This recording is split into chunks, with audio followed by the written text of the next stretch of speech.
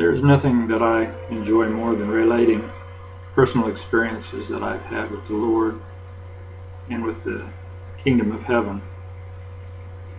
I've entitled this The Angel on the Curb because that's exactly how this situation started out.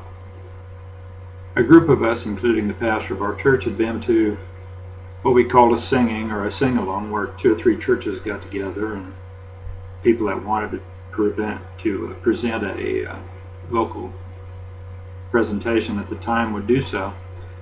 And it was late at night, and we were coming back in the church van, all of us, to get back to our cars. And as we disembarked from the van, I looked over, and there was a man sitting on the curb.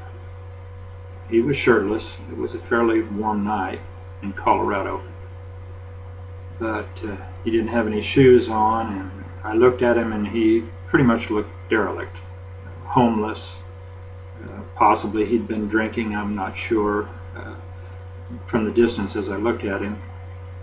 But I could only remember one thing, is that I had had this situation happen to me once before in life. And I had walked past this person, and I had failed to stop, as I was feeling led in my spirit to do, and to talk to and to minister to the person. So this time I said, as I had promised at the time, that I would never let that happen again. And once it was revealed to me what was taking place there, which would turn out to be the same thing that was taking place here, that I wouldn't walk past someone like that again when I felt that tug in my heart. And so I, as the pastor was sending everyone off in their cars and thanking them for coming, I walked over to the man and I knelt down in front of him. And I asked him his name, and he gave me a first name. And I asked him if there was anything that I could do to help him. I was realizing as I was talking to him, there was not the smell of alcohol about him at all. But he looked at me very intently. And I just began to talk with him and share with him and ask him what he was doing there, and I asked him if there was anything that we could do to help him, and he was pretty non-committal for the most part. And as I continued to talk to him, I noticed that he had growths under his arm, and I asked him if he was sick or if he needed medical attention or if he'd had that looked at, and he declined pretty much to respond to that. But I asked him if I could pray for him for that situation. He acknowledged that I could. So I did. I prayed a prayer of healing with him, and we agreed for healing and for God to help him in his present situation. And as time went on during this discourse, I asked him if he had ever asked Jesus to come into his heart, or if he would like to pray the sinner's prayer, that I would be more than happy to pray with him, and then we would see what we could do to get him some help during the course of the evening. It was already midnight, so as we sat there, as he sat on the curb and I knelt before him, I took his hand and I began to pray with him, and as we continued in the prayer, I would come to the place where, when we're asking Jesus to come into our heart, one of the significant events that takes place is we admit that we're a sinner and that we need forgiveness and that we need Him to wash away our sin and come into our life. And he would repeat everything I said until we would get to that point, and then when I would indicate the wording of I am a sinner, that he would not repeat that. And so after 3 attempts, I basically gave up on that, but he continued to look at me with such intensity. And I said, listen, by this time the pastor had walked over. I explained to him what was going on. And he knew of a couple of places in town, he said, where we could take him and help him to get off the street for the night at least. And then we all had some sleep. We could deal with his situation the next day. So we piled into the pastor's car, and my wife took our car and went on home with our sons. And we headed down the road in Grand Junction, Colorado, to a facility that the pastor knew about, which was a house.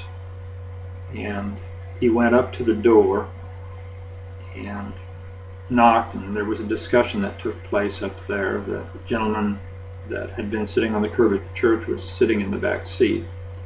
I conversed with him just a little bit in general, but nothing specific. I was still trying to get his last name out of him, but was not successful in doing that. So as the pastor came back, he said, they said if he's been drinking, they can't take him in. He's got to be sober. So he has to go somewhere else for the night, and then they'll work with him after that. So he said, there's another place downtown we can go to, and he said, we'll go down there next. So we went down there, and I had never seen this place, excuse me, never been out at this time of the night before in that city. And when we got down there, it was almost like a triage unit. I couldn't believe it. I couldn't believe the number of people that were there. And there were medical people there, there were police officers there, there were people that were just there to help, and they were processing a good number of people, and they were trying to get them the help they needed for the night. It basically was a place for the homeless and the undone to come to, and apparently a lot of them knew of its existence, where they could come get a meal or something. I didn't get fully into everything that was going on, but they did have some basic medical capabilities there to verify the condition of the people that came in and whether or not they needed to refer them on to more distinct or critical type medical care. So, and there were a lot of people obviously there that were there for drug reasons. And as we checked this gentleman in that we had picked up, which we had to do, a nurse came over to us, and she asked us what was going on. We shared it with her. She had us all come over to a table and sit down, and she began to take some information from us, and then she called us aside, two of us aside. They left him sitting at the table. She called us aside, and she said, "Have you had any contact with this gentleman?" And I just said, well, I had held his hand to pray with him, and I had laid my hands on him when I prayed for him, because I noticed that he had growths under his arms. And she indicated that she was aware of who this man was. She told us her name. I saw her name on her name tag, and she told us who he was, and that what he had was contagious, and that she immediately moved us into a washroom area where we were told to scrub our arms and hands and everything thoroughly with the materials that they had there to clean ourselves up with, which we obeyed, and we did that. And as we came back out, she said she had taken some more notes on a pad from him, and we walked up, and she said, "We've got him from here. You can check back on him in the morning." And I looked at the man, and I called his first name. And at that point, she had his whole name, and she told us what it was. At this time, I honestly don't remember what it was, so many years ago. But she told us his name, and she said, "You can check on him." And I looked at him, and I said, "We will be back tomorrow." And he gave me that, "Oh yeah, sure. I really expect to see you tomorrow," kind of a look. And I said, "Honestly, I'm telling you, we are going to be back, and we're going to do what we can to help you." I said, "God has brought you into our lives and brought you to the step of our church for a reason, and we will come and find you tomorrow." And he just, I looked back, he just watched us all the way away till we got in the cars, and I looked back out of the window of the car, and he was still staring at us, just intently. And we left. We got a good night's sleep, and we came back the next day. And we came to that same triage area, facility. There were still people there. And we mentioned the man's name, that we had brought him in, and we were asking where he was at. Well, they went to their logbooks for the night before, and they had no record of him. And we told them the nurse's name, and they had no record of her and anyone by that name working there.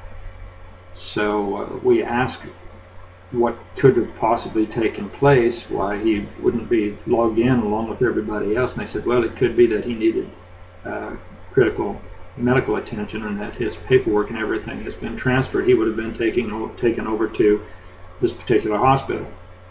They said, you might want to follow up over there. So we went there, and we walked in, and we started at the main level on the main floor, and they had no one by that name who had been checked into the facility. And we told them our story as to what had taken place and that we really wanted to find them. And they said, well, you might check up on, I believe it was the third floor, but this time I'm not absolutely certain, but I know we had to go to another area. And we went into that area and we told our story again. And the people had no recognition of the person having come in or anybody having been checked in by that name. And as we stood there, completely puzzled, another nurse said, what name did you say? And she was back off in the corner, and we told her again, and she said, I know that name. She said, hold on just a minute. And she came back after a few minutes, and she said, here's his name. She said, he was in this hospital. And I said, oh, good, so then you know where he is? And she said, well, no, he's not here. And she mentioned this sickness, the same sickness we'd been told about by the nurse before that he had that was contagious. She said he died of that here 6 months ago. He's, deceased. And we just stood there totally dumbfounded. And it was at that point when I looked at the pastor and I said, I think I know now why he would not say that he was a sinner. I said, I think we've been visited by an angel who portrayed himself as a homeless, derelict man to see how we would respond. And the pastor said, yeah, I believe that you're right. Because of everything that had taken place, there's no way that he could have just simply disappeared from all the records. And it was an angel that even greeted us at the triage unit, taking on the image of a nurse. So yes, this is another instance where I've had a visitation from angels. It says, be careful in the Bible as to who you are entertaining, because you may be entertaining an angel unawares. God does send tests our way, and he does look to see in our heart how we're going to respond. And this was one happy occasion where I had failed once before, where I could say I did everything that I was supposed to do, and I responded the way that you wanted me to respond from within my heart. And I'm so thankful, Lord, that you saw me worthy enough to be tested and to be given another opportunity. And I hope that I have not failed you this time. And I thanked him. I thanked him from the bottom of my heart for that experience. And it's one of those experiences that has sustained me, continues to sustain me to the day in my faith, and the absolute knowledge that heaven does wait. God's working to help us every minute of every day. And if we'll just open our hearts to him, we're in for an amazing, amazing journey. God bless you all.